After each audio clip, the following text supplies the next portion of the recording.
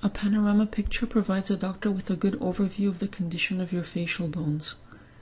A simple rule of thumb is that wherever X-rays go through easily, a picture turns black, and wherever they are stopped, the picture shows bright spots. First, we will look at some normal panorama pictures, and you will soon be able to recognize your own face. Your face looks rolled out on the picture.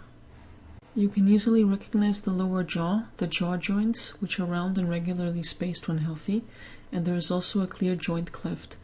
Medical experts generally consider symmetrically occurring changes on both sides, as benevolent. So if the change in the cleft or the form are symmetric, then this can be considered a variation within the norm, not a pathological change. Let us forget about the joint for now and take a look at the lower jaw.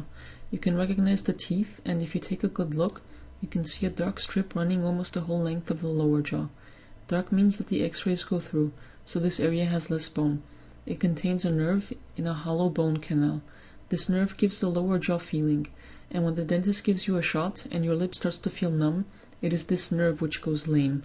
You can see where the nerve leaves the lower jaw. From this opening on, it runs under the lower jaw and splits up into many small canals.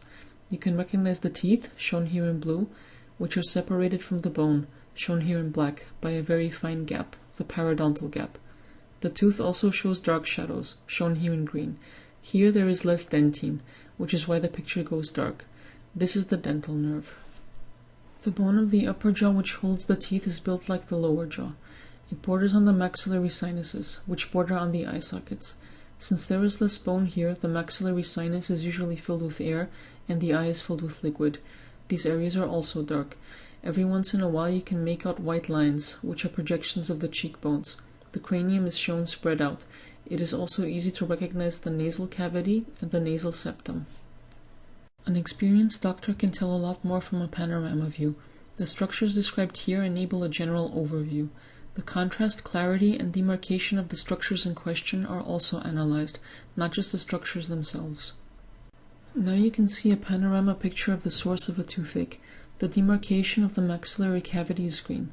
The tooth is marked in blue, and a spot on the root tip is marked in red. Dark means that the X-rays go through more easily, as there is less bone there. The teeth have very large fillings. A dental nerve may have been damaged during filling. It began to rot and caused an inflammation at the tip of the root. The inflammation caused bone to recede, enabling X-rays to pass through more easily. The doctor sees a dark spot. It's that simple. Here you can see a patient with peritonitis. Usually the alveolar bone runs 2 mm below the enamel cement line, the green line. Because the peritonitis was left untreated, bone has been receding for years. It is easy to see the horizontal direction of bone recession, the red line. This patient has been missing side teeth for years. She came in with pains in the jaw joint. A little bit of the root is left. The front root has been filled up completely, the back root partially, root treatment. The jaw joint is irregularly spaced, the cleft narrowed, and an irregular pattern can be seen in the gap. These are the classic signs of jawarthrosis.